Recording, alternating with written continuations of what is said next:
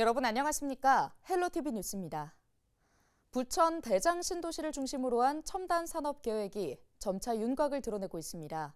산단의 성패는 바로 기업 유치에 달렸는데요. 지난해 대기업 유치 확정을 잇는 또 다른 소식은 아직입니다. 이정아 기자입니다. 부천시가 대장 신도시를 중심으로 들어서는 첨단 산단에 대한 계획을 최근 승인해 고시했습니다. 부천 대장 공공주택지구내 서측 규모 33만 4천여 제곱미터의 제1도시 첨단 산업단지, 그리고 동측을 중심으로 한 22만 6천여 제곱미터 크기의 제2도시 첨단 산업단지 각각 두 곳입니다. 이렇게 두 곳으로 나눠 추진하는 대장지구의 첨단 산단은 지난해 말 경기도와 국토부 심의를 잇따라 통과했습니다.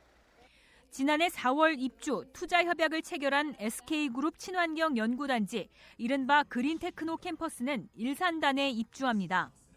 SK이노베이션 등 관계 계열사 7곳의 연구본부인 셈인데 차세대 배터리와 반도체, 신재생에너지 연구가 주축입니다. R&D, 역량 결집을 위한 그린 연구소 사업을 본격 추진해 왔습니다. 이러한 과정에서 부천시의 대장 신도시를 최적의 입지로 판단하고 이제 관건은 선도 기업을 중심으로 한 추가 기업 유치입니다.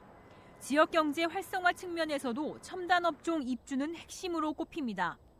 마곡 산단에 보면 그 공공 지원 시설이나 정보통신 나노기술, 바이오 의료 의학, 친환경 신재생 에너지 이런 산업군들로 묶여가지고 몇 개의 클러스터가 형성이 돼 있어요. 근데 우리 부천 대장 산단에도 첨단 산업들이 몇 개 클러스터를 이뤄서 그게 마곡 산단하고 어느 정도 이제 같은 유형의 산업들이 벨트를 형성하면 시너지 효과를 얻을 수 있다고 생각을 합니다.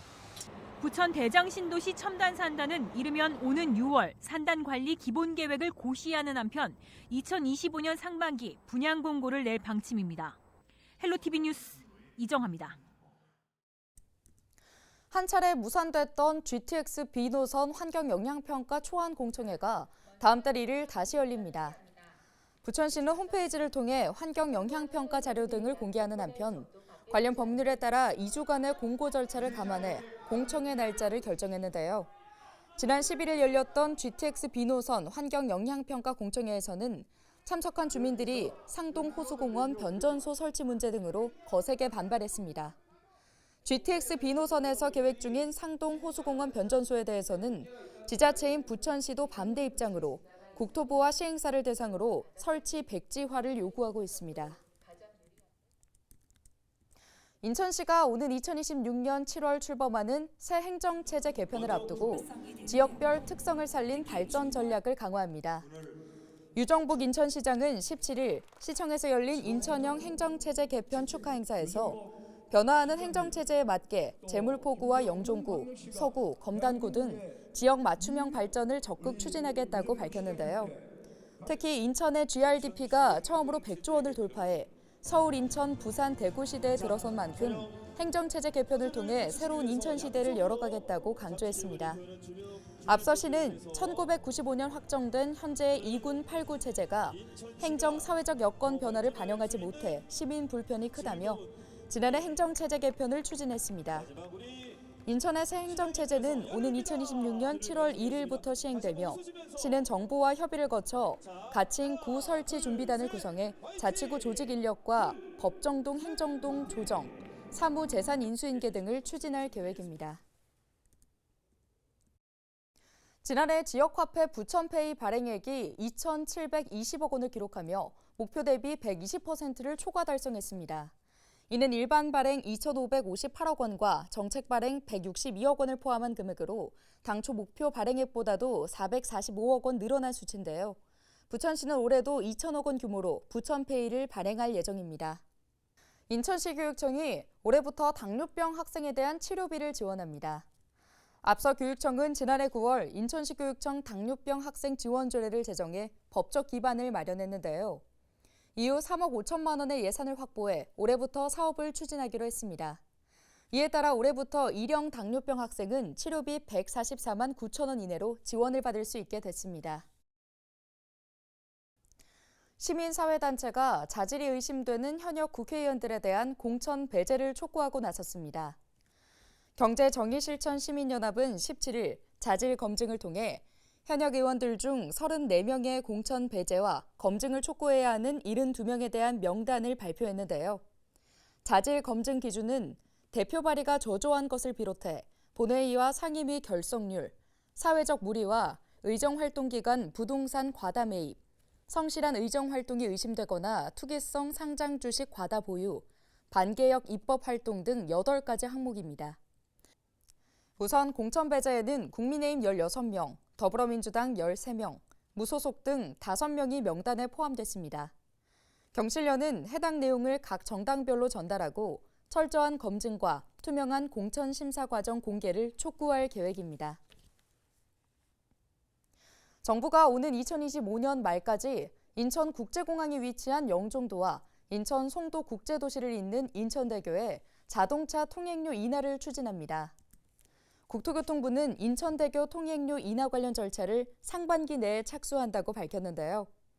인천대교의 통행료는 2025년 말부터 현행 5,500원에서 2,000원으로 약 60% 인하하기로 하고 관련 절차를 상반기 내에 착수하기로 사업 시행자와 합의했습니다. 올해 초 인천대교 사업 시행자의 통행료 인하 계획서 제출을 시작으로 실시 협약을 변경하는 협상도 연내에 착수할 방침입니다. 한국도로공사와 인천국제공항공사의 공동 선투자 방식에 따른 공동출자 형태의 특수목적 법인도 연내에 설립할 계획입니다.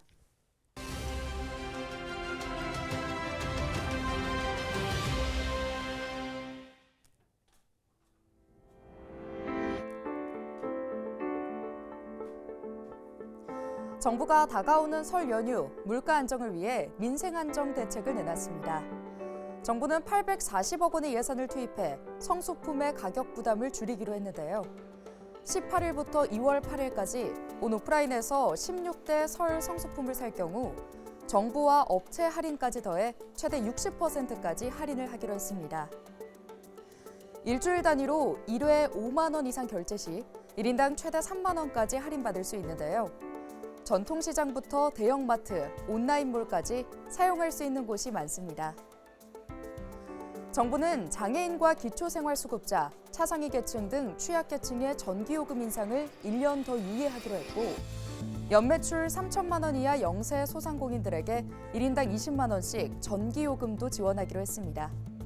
3월 말부터는 제2금융권 대출을 받은 소상공인 약 40만 명에게 최대 150만 원의 이자도 환급하고 중저신용 소상공인 대환대출을 신설해 저금리 대출로 갈아탈 수 있도록 할 계획입니다.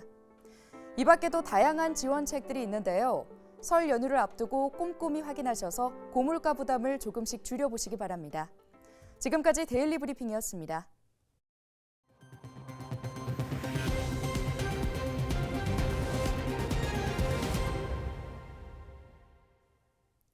경기도가 경기 북부 특별자치도의 새 이름 짓기에 나섭니다.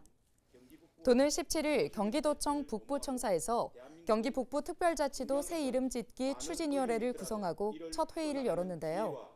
도 관계자는 경기 북부의 정체성과 비전을 대표할 새 이름이 필요하다고 판단해 민간 중심의 위원회를 구성했다고 설명했습니다. 새 이름 짓기 추진위원회는 소순창 경기도 지방시대 위원장과 진세혁 경기 북부 특별자치도 설치 공론화위원장 등 경기 북부 특별자치도에 관심을 갖고 있는 민간 인사 중심으로 구성됐는데요.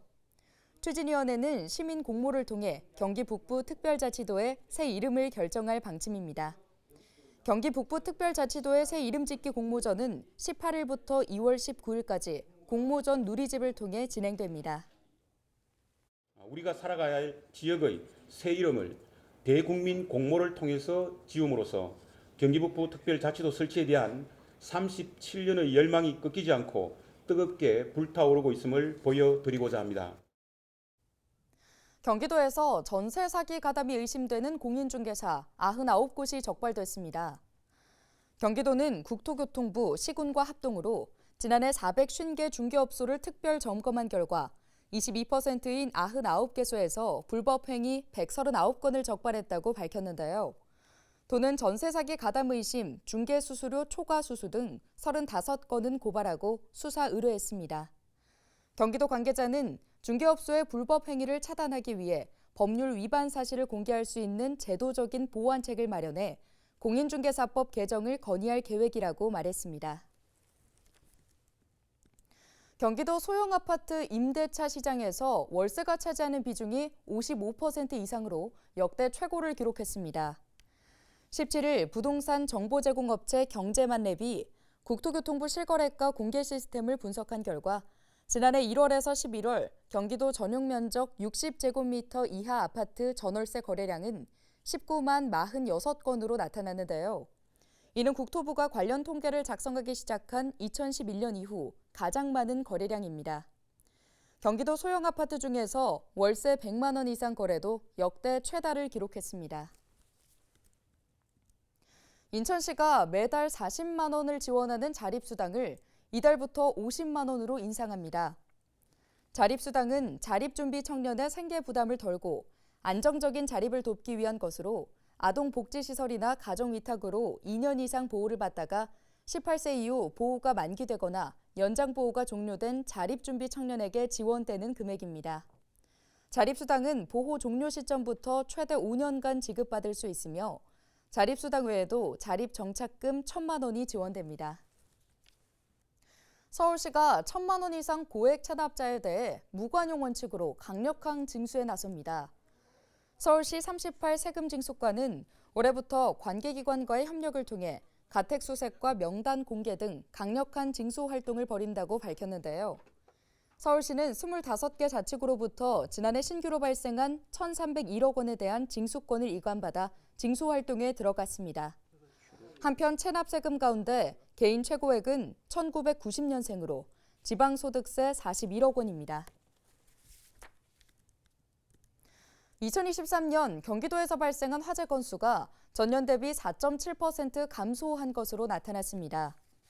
경기도 소방재난본부에서 발표한 2023년 경기도 내 화재 발생 건수는 모두 8,202건으로 2022년보다 402건 줄었습니다.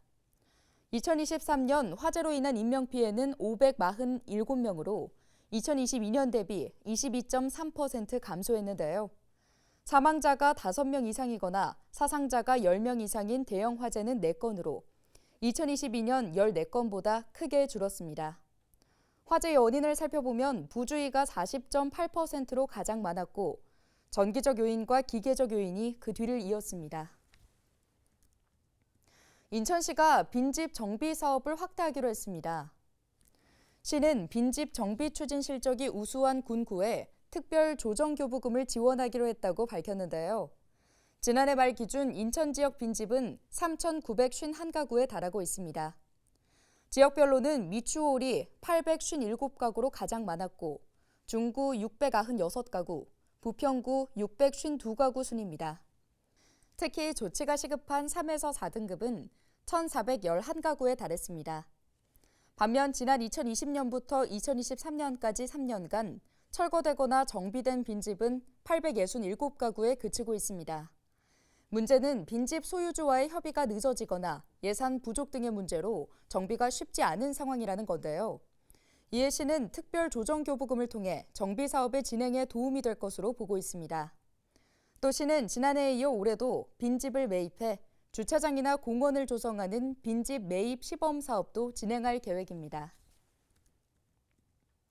경기도가 경기 북부 관광 활성화를 위해 한탄강 주상절리길 명소화 사업을 추진한다고 17일 밝혔습니다. 앞서 도는 포천시와 연천군, 경기관광공사 등과 함께 한탄강 종합발전 추진단을 구성하고 한탄강 유역 종합발전 추진 계획을 수립한 바 있는데요. 한탄강 주상절리길 명소화 사업은 한탄강 유역 종합발전 추진 계획에 따른 것으로 올해 연천에서 포천을 거쳐 강원도 철원까지 약 120km에 이르는 한탄강 주상절리길을 조성하는 내용을 담고 있습니다. 도는 이와 함께 중장기 계획으로 관광 인프라 조성과 지역 상생 거점 조성 등의 내용을 담은 총 사업비 1,090억 원 규모의 한탄강 종합발전 광역사업도 추진할 계획입니다. 뉴스를 마칩니다. 고맙습니다.